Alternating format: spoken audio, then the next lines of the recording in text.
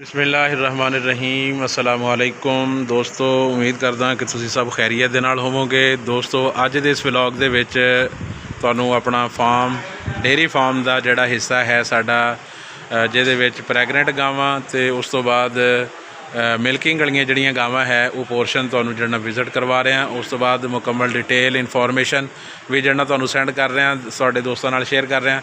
दोस्तों साडे कोल इस टाइम जिहड़े जानवर है इस बाड़े दे विच तुसीं देख सकते हो कि टोटल जिहड़े जानवर है वो अलहमदुलिल्लाह तकरीबन जिहड़ा कोई 40 तो 45 जानवर इस बाड़े दे विच मौजूद है। ठीक है जी। और इहदे विचों साडे 20 जानवर जिहड़े है वो दुध वाले जानवर आ, बाकी जिहड़े जानवर है वो प्रैगनेंट हैगे आ। ठीक है दोस्तों, साडे कोल जिहड़ी है ब्रीड है वो सारी जिहड़ा ना ब्रीड हैगी आ क्रॉस ब्रीड आ, तुसीं देख रहे हो। ठीक है जी, सारी जिहड़ा टोटल साडे कोल क्रॉस ब्रीड हैगी है। और साडे कोल जिहड़ी है इत्थे दुध की एवरेज जिहड़ी चल रही है वो अलहमदुलिल्लाह साडे कोल तकरीबन जिहड़ा ना वो तुसीं ये समझ लो कि 15 जिहड़ा ना लीटर 15 प्लस जिहड़ा ना साडे कोल एवरेज चल रही है इत्थे क्रॉस ब्रीड की। जानवर जिहड़े उन्हां दे छोटे बच्चे है उन्हां बच्चिआं नूं दुध छड्डण तो बाद, ठीक है जी, 15 प्लस की एवरेज आ रही है और वो भी बच्चिआं नूं दुध छड्डण तो बाद। ठीक है जी, आह सैक्शन तुसीं देख रहे हो इस साइड ते आ साडे जिहड़े ना छोटे बच्चे जिहड़े है कफ सैक्शन जिन्होंने कहते हैं। ठीक है जी, वो आ साडे है तो इन्हां दा तुसीं माशाअल्लाह देख सकते हैं इन्हां दी ग्रोथ। और जिहड़ा ना असीं इन्हां नूं 2 थण जिहड़ा है वो असीं डेली जिहड़ा ना इन्हां नूं पिला रहे हैं। जिहड़ा साडा बच्चा तीसरे महीने चढ़ जाता फिर असीं उहनूं 1 थण कर दिंदे, चौथे महीने तक 1 थण उहनूं पिलाउने तो पहले 2 महीने जिहड़ा उन्होंने 2 थण पिला के तो उस तो बाद जिहड़ा ना बाकी असीं जिहड़ा गावां दा दुध जिहड़ा असीं चोने आ साडा मिल्किंग एरिया है। ठीक है जी, आ तुसीं देख रहे हो ये साडा है जी मिल्किंग एरिया।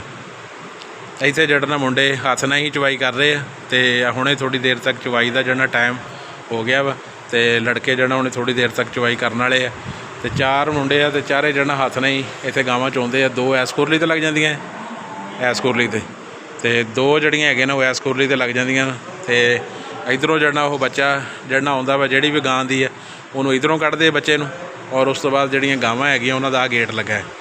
ठीक है जी, इस गेट तो जिहड़ा ना ये जानवर अंदर आउंदे आ तुसीं देख सकते हो कि जानवर जिहड़ा ना चवाई वास्ते बिल्कुल रेडी है तो चवाई का टाइम हो गया वा, जानवर जिहड़ा ना खुद ब खुद आना शुरू हो गया।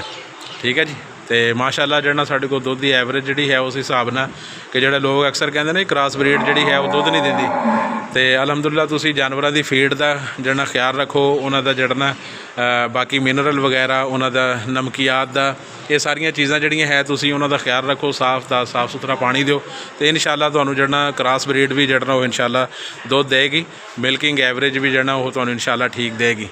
तो बाकी आ तुसीं साडा देख रहे हो कि जिहड़ा जालियां वगैरह बाहर लगियां, पखे लगे हुए आ, ओपन एरिया वा। ठीक है जी, तो दोस्तों अज की वीडियो इंशाअल्लाह इन्ना ही, मिलांगे इंशाअल्लाह नैक्सट अगली वीडियो दे विच।